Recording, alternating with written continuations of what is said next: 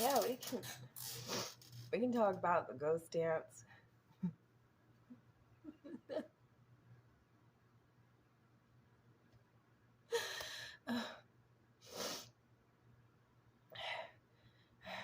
Every time I think I might just be crazy,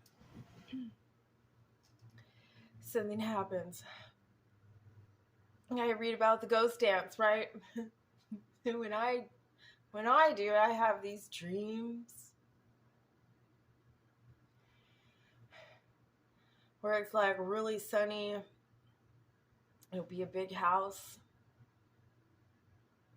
with a big kitchen and a big covered patio with plenty of seating, and then a big backyard that's got lots of soft grass, and all the kids can go out and play, and the dogs.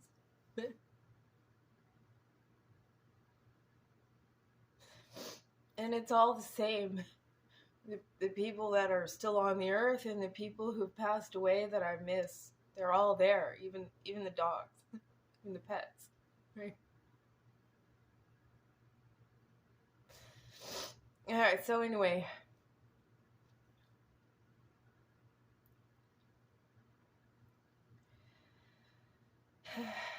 it was late 1800s that they were consolidating more Native Americans to move them to another smaller reservation. Okay, so these are white people during the Victorian era, right? And so they're so sexually repressed, they're going blind so they don't have to see sin. I need my power cord for the other light. Okay, hang on.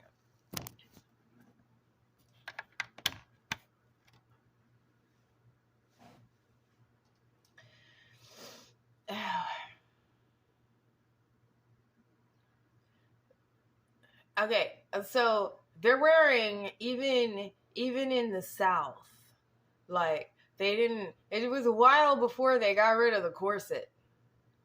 They're not dressing for the weather; they're dressing for propriety. And here's all these Native Americans, but they live in harmony with the earth. The earth is your home. You don't have to, unless it's cold, you don't really have to build something else on top of it to shelter yourself. Or like you can but the earth, and then you get that stuff from the earth. Like anyway,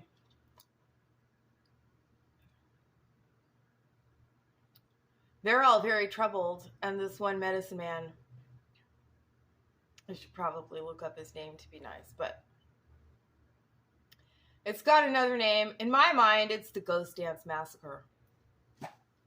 Anyway, this Native American medicine man, shaman, gets very popular. He goes out to all the tribes and he tells them he's gotten this message from God, from the Great Spirit. And he's given him this dance ritual that they can use called the ghost dance,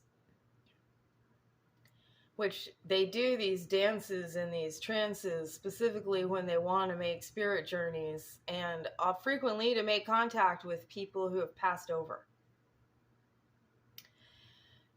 And they want to chat. So he tells them about this ghost dance, and it'll help them see their dead loved ones. And also that it will help to bring Jesus Christ back to the earth faster, because that's what they've identified as the problem. It's not Jesus, it's that the white people aren't doing what Jesus said. And we weren't. We thought we were, but we weren't. Anyway, so they've got them all cloistered together, and they decide they're all going to do the ghost dance to try to get God's help. So here they are. They are comparatively immodest. It's not considered inappropriate in Native American culture. If your baby's hungry, you just whip your boob out wherever you're sitting. But the baby's got to eat, and that's where the milk is. It's okay. They have slits in their clothes to facilitate going to the bathroom. You get flashes of their butts and sometimes their hair, sometimes the guys' thingies. They're heathens. They're immoral witches, and they're doing witchcraft. Anyway, so they all ghost dance, and when it works, they'll just fall over. They just go around dancing in the snow, and then they'll fall over. And people will come and pull them out of the dance circle so they don't get trampled or whatever, but they'll stay like that for minutes or possibly an hour or whatever. But whenever they wake up, they start screaming and weeping and looking around, because compared to where they were, this cold, inhuman treatment, disease, helplessness, despair, starvation. Anyway, so this went on for days until some white guy got spooked and pulled the trigger, and then they all pulled their triggers. And that was then when finally the white people themselves were like, those people were unarmed. We didn't understand what they were doing, but that was an unjustified massacre, and that was bad on us. And it didn't happen again.